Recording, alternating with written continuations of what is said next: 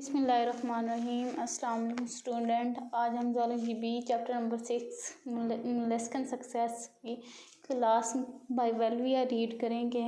जिसमें को अगर हम देखें तो ये क्लास जो है सेकंड नंबर पे लार्जेस्ट क्लास मोलस्कन की कहलाती है, जिसमें 30,000 स्पीशीज़ होते हैं। ये शैलो टू डीप वाटर में रहते हैं, फ्रेश वाटर टू ओशन जो है ओशन एनवायरनमेंट में भी रहते हैं। ये सी ग्रास, मैंग्रोव्स, फ्रूट्स जो होते हैं, मड, सैंड, ये मतलब तकरीबन हर जगह जो है ये पाए जाते हैं। अगर हम इनकी खुसूसियात देखें तो फर्स्ट नंबर पे जो इनकी करैक्टरिस्टिक आती है, ये शेल विद टू वाल्व्स होते हैं। मतलब इनमें शीट लाइक मेंटल जो है shell consisting of two valves होते हैं, जो कि कवर होता है लैटरली कंप्रेस्ड एनिमल्स में। मतलब जो दबे हुए एनिमल्स होते हैं उनमें जो है ये कंप्रेस्ड होते हैं शेल जो होता है। ये एडिबल्स होते हैं, मतलब हम बाइवल्व्स जो हैं उनको ईट कर सकते हैं। और फिर थर्ड नंबर पे जो है पल्स फॉर्मेशन, मतलब ये मोस्टली जो है ये सम बाइवल्व्स जो हैं वो पल्स बनाते हैं, मतलब मोती वगैरह जो होते हैं वो बनाते हैं। अगर हम देखें तो ये मोस्टली जो है फिल्टर फीडर होते हैं। Filter feeders feed on suspended matter and food particles, मतलब ऐसे पार्टिकल्स पर जो सस्पेंड होते हैं या फूड पार्टिकल्स होते हैं उन पर ये फीड करते हैं, इसलिए हम इन्हें फिल्टर फीडर्स कहते हैं।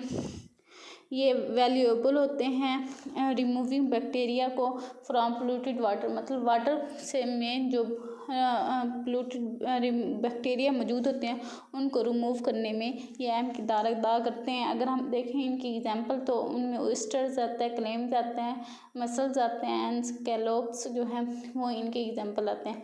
अगर हम शेल इन बाइवल्विया को डिस्क्राइब करें तो इनमें वाल्व्स मौजूद होते हैं। टू कन्वेक्स वाल्व्स होते हैं शेल में, जिसे हम वाल्व्स कहते हैं। और इनमें हिंज एंड टीथ होते हैं। Dorsal margin of the shell जो होते हैं, मतलब पिछला हिस्सा जो होता है शेल का, वहाँ पे प्रोटीन से बनी होती है। जो हिंज होती है वो series of tongue and groove modification जो होती है शेल की, उसे हम क्या कहते हैं, टीथ कहते हैं। टीथ जो होते हैं वो प्रिवेंट करते हैं वाल्व्स को, मतलब मज़ीद ट्विस्टिंग का अमल होता है उस प्रोसेस से रोकने में जो है टीथ अपना किरदार अदा करते हैं। फिर इनमें एम्बो जो है उसे हम oldest part of the shell जो होती है वो कहते हैं।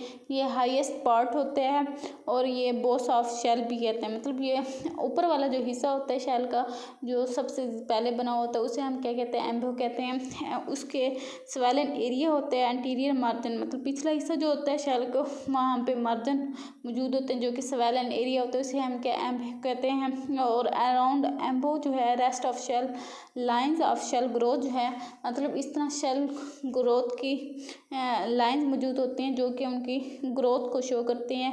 इन कंसंट्रेटिव लाइंस होते हैं जो कि उनकी एज, मतलब शेल की जो एज है उसे डिटरमिन करने में लाइंस ऑफ ग्रोथ जो है वो अहम किरदार अदा करते हैं।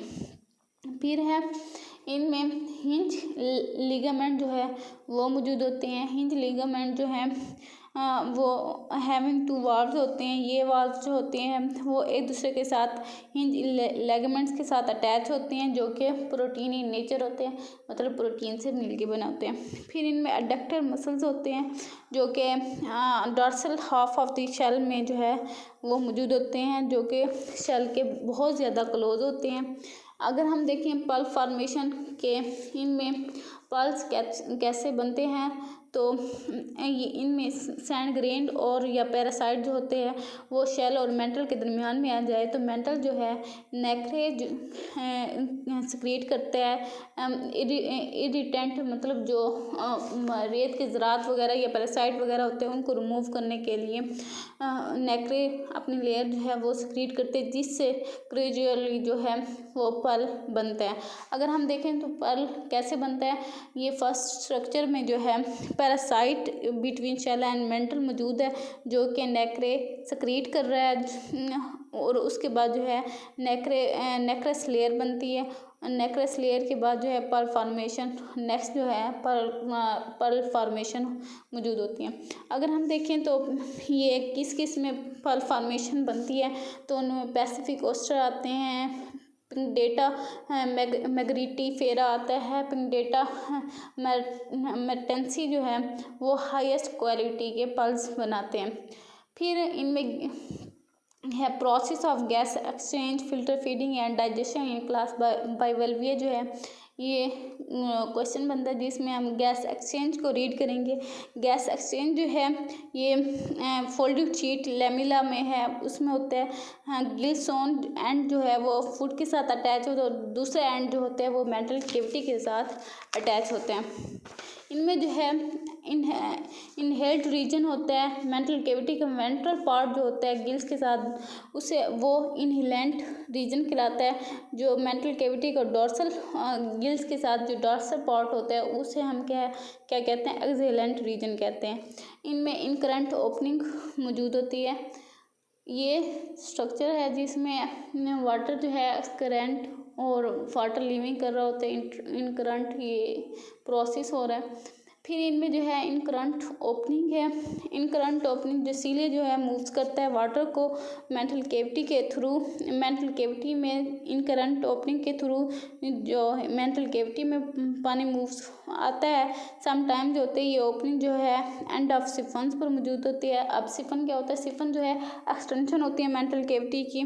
बाइवल्व जो होते हैं वो ब्रीड होते हैं सबस्ट्रेट के साथ, वो एक्सटेंड करते हैं सिफन को सरफेस के साथ अटैच होने में। मतलब सिफन जो है वो पार्ट है जिसके साथ ये सबस्ट्रेट में अटैच होने में हेल्प आउट करते हैं जब ये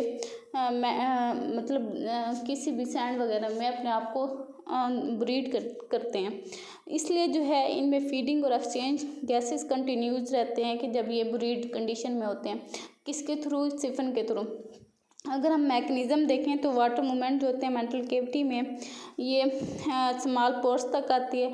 सरफेस ऑफ जो के सरफेस ऑफ गिल्स होती हैं, वहाँ से वाटर मूव्स होके वेंट्रिकल चैनल्स में आते हैं, वर्टिकल चैनल्स में आते हैं जो कि वाटर ट्यूब्स कहलाते हैं।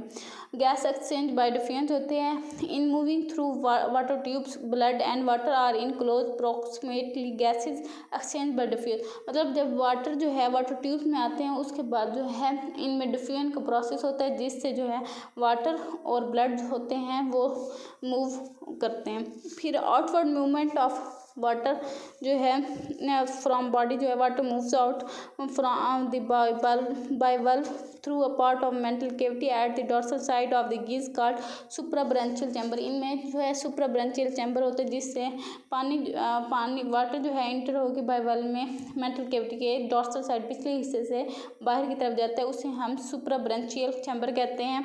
ये बॉडी कैविटी टू गिल्स होते हैं, इससे एक्सक्रेंट ओपनिंग के थ्रू जो है वाटर चला जाता है। फिर अगर हम इस स्ट्रक्चर पे देखें तो यहाँ से इधर से वाटर जो है वो इंटर हो इधर से जो है वाटर इंटर होते हैं और इनकरंट ओपनिंग के थ्रू इंटर होता है और इस तरह वाटर ट्यूब्स में आता है, वाटर होल्स में आते हैं, वाटर होल्स से वाटर ट्यूब्स में आते हैं और इस तरह सुप्राब्रेंचियल चैम्बर से होके ये पानी जो है एक्सक्रेंट ओपनिंग के थ्रू बाहर मूव हो जाता है।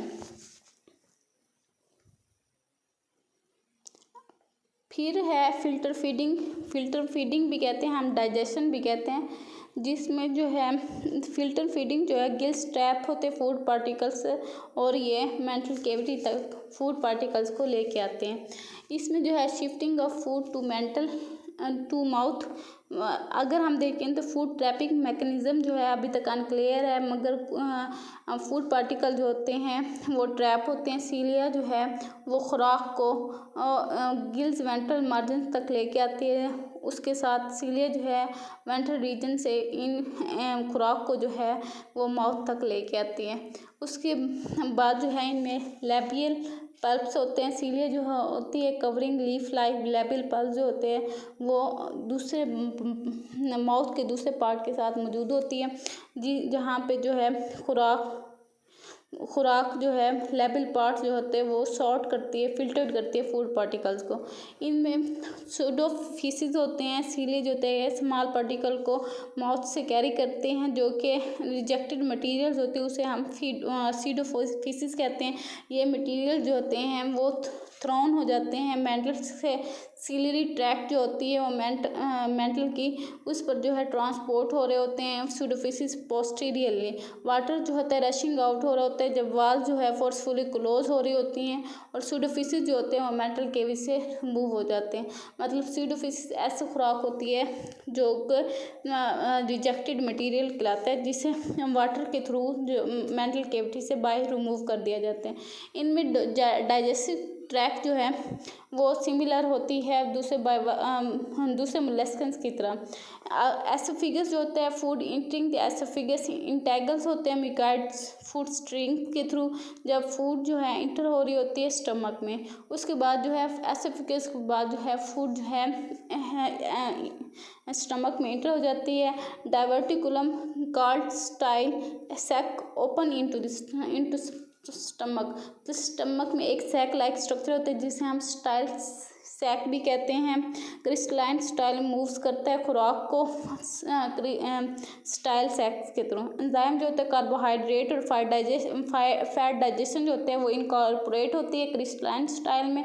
सीलिया जो होता है स्टाइल सैक से रोटेट होकर स्टाइल किटिनाइज गैस्ट्रिक शील्ड तक लेके आते हैं। अगर हम मूवमेंट ऑफ फूड देखें इंटेस्टाइन देखें तो खुराक जो है वो मिकाइड फूड जो होती है स्ट्रिंग जो होती है वो घूमती है क्रिस्टलाइन स्टाइल में, और जब ये रोटेट हो रही होती है तो ये खुराक को जो है वो पुल करती है स्टमक से एसोफेगस तक। उसके बाद फर्दर जो है सॉर्टिंग सेपरेट करती है फाइन पार्टिकल से इन डाइजेस्टिव कोर्स जो होता है मटेरियल्स को।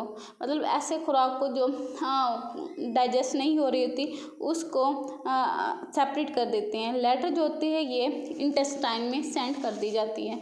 फिर इनमें जो है डाइजेस्टिव ग्लैंड मौजूद होते हैं। डाइजेस्टिव ग्लैंड की अगर हम बात करें तो पार्शली डाइजेस्टिव फूड जो होती है स्टमक में वो डाइजेस्टिव ग्लैंड में इंटर होती है, जिसके बाद इंट्रासेलुलर डाइजेशन जो होती है वो स्टार्ट हो रही होती है।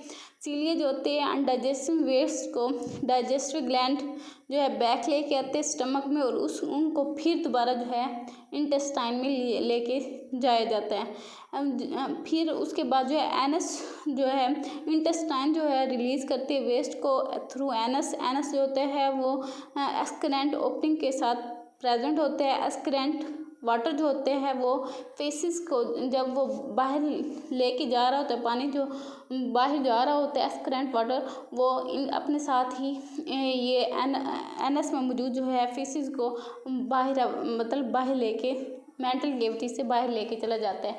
और इस तरह जो है आज का टॉपिक कंप्लीट होता है।